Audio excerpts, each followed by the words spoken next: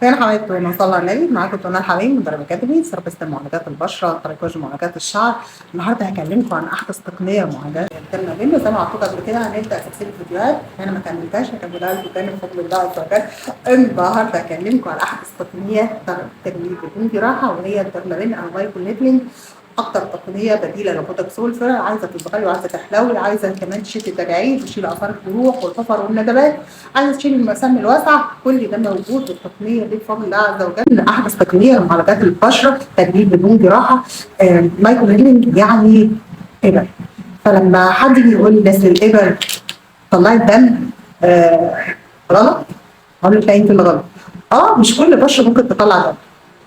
في الديرما بين او المايكرو نيدلينج هي عباره عن سنون ابر بتدخل تعمل اصابات وجروح جوه انسجه البشره، عشان المخ ياخد امر ان يبدا يجدد الانسجه دي، فيبدا يجدد ويدي امر للكولاجين والإيستين انه يكون من اول وجديد، فيملي اذا كان عندها حفر او ندبات او تسببات، يدي امر ان الكولاجين يبدا ينتج عن طريق الانسجه والخلايا بتاعت البشره، فيعالج الندبات والحفر والتسببات، بيعالج الاثار، حتى الكلف بيعالجه، حتى التجاعيد، حتى تعابير الخطوط التعبيريه، اثار الحبوب، اثار جروح، اثار حروق، بفضل الله عز وجل. التقنيه اللي انتم شايفينها دي بديل البوتوكس والفيلر.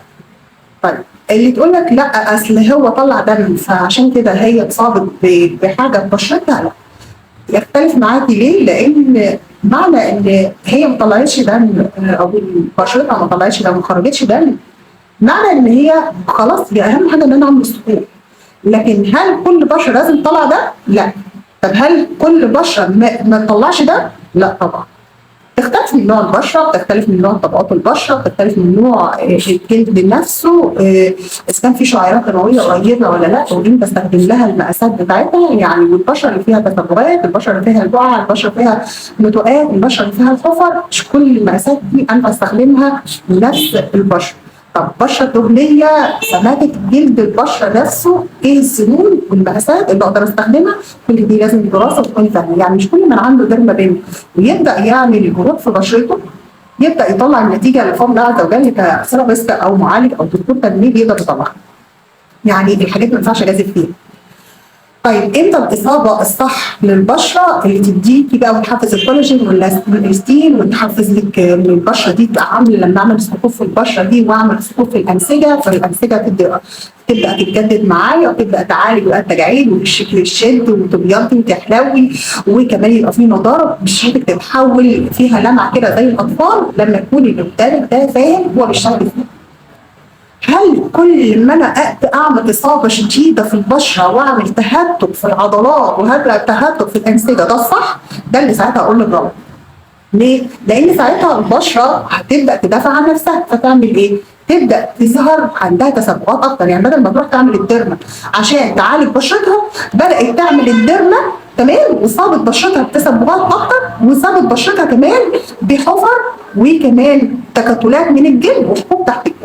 يبقى على اساس ان انا بشتغل صح، متدربه صح، ومتخصصه صح، ابدا اشتغل صح عشان ما اصيبش البشره باي عدوى او اصيب البشره باي تسببات. ساعتها البشره مش هتتعالج بالديرما. لما مش عايزه افتكاسات، مع احترامي للكل اللي يقول لك بس الديرما مش المفروض انها تطلع دم، اقول لها حضرتك معلش ما انتيش فاهمه يعني ايه ديرما، يعني ايه ديرما بين، يعني ايه مايكرو نيدلينج، يعني ايه معالجات بشره وانسجه. الانسجه انا لو انا واحده مش فاهمه وبشتغل بالديرما ممكن اعمل اخطاء كبيره وتهتك الانسجه في البشره، ساعتها تبدا تدافع عن نفسها فيحصل لها تسببات، يحصل لها حبوب تحت الجلد.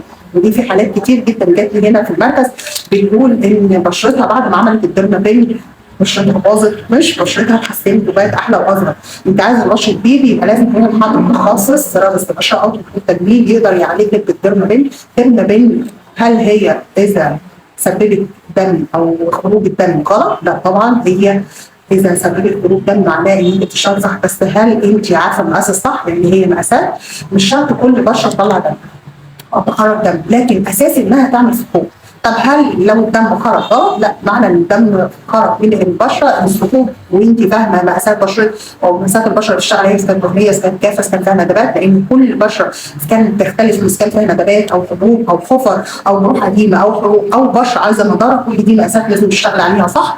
اما سكان خروج الدم بيبقى بيختلف من واحد لواحد، لو كانت البشره دي حساسه او كانت البشره دي عندها كميه سيوله او هي خايفه، ممكن يكون الدم بيهرب جدا منك وانت بتشتغلي. ممكن انت كمان تكوني مسببه كميه اصابات عاليه جدا بالمقاسات، نفس المقاس تشتغل على البشره كلها وده غلط. طيب البشره ما طلعتش دم، اهم حاجه الثقوب اللي انت بتعمليها وبالمقاسات اللي انت بتشتغلي صح بطريقه صح، تشتغلي بتوزعي المواد، لان ساعه ما بتعملي ثقوب البشره بتبقى عامله زي الاسفنجه او الاسفنجه، فبتمتص المواد اللي انت بتشتغلي بيها، اذا كانت ثيرابي، اذا كانت خلايا، اذا كانت بلازما، والبلازما اللي بتبقى كمان مليانه بروتين، صلاحه دمويه وفيتامينات، بتخلي البشره تشد اسرع، وبتخلي البشره تستفيد وتشجع الكولاجين والالستين كمان يتكون باسرع، والبشره بتتحول لبشره طبيعيه طفليه فيها لمعه وفيها رمل. طيب فاحنا قلنا كل تقنيه موجوده عشان اللي بيشتغل بيها يكون فاهم الدرس. اما اللي كنتيش فاهمه الدرس وبتشتغلي، انا شفت حد بيعمل الديرما كده خلاص، انت ممكن تعملي تهتك لعضلات الوش، تهتك لاكسده الوش، فالوش يبدا يدافع عن نفسه، يبدا يعمل تكتلات تحت الجلد، يبدا الوش تجاعيد فيه تزيد، ممكن كمان التصبغات تزيد، الحفر تزيد، كمان البشره مش هتستفاد بصح بكل اي ماده ممكن تحطها، بل بتيجي نتيجه عكسيه تضر. فيا ريت اللي بيستخدم الديرمابين يستخدم الديرمابين عن دراسه، يكون فاهم انواع البشره، البشره الدهنيه عن البشره الجافه، عن البشره العاديه، عن البشره الحساسه، كل نوع ليه علاج معين. وتابعوني على صفحتي قناه التجميل هنا حمايلي، كل المعالجات وكل الفيديوهات. استنى الفيديو الجاي هكلمكم على الاصف عن الديرما، كل جزء منفصل. صلى على النبي.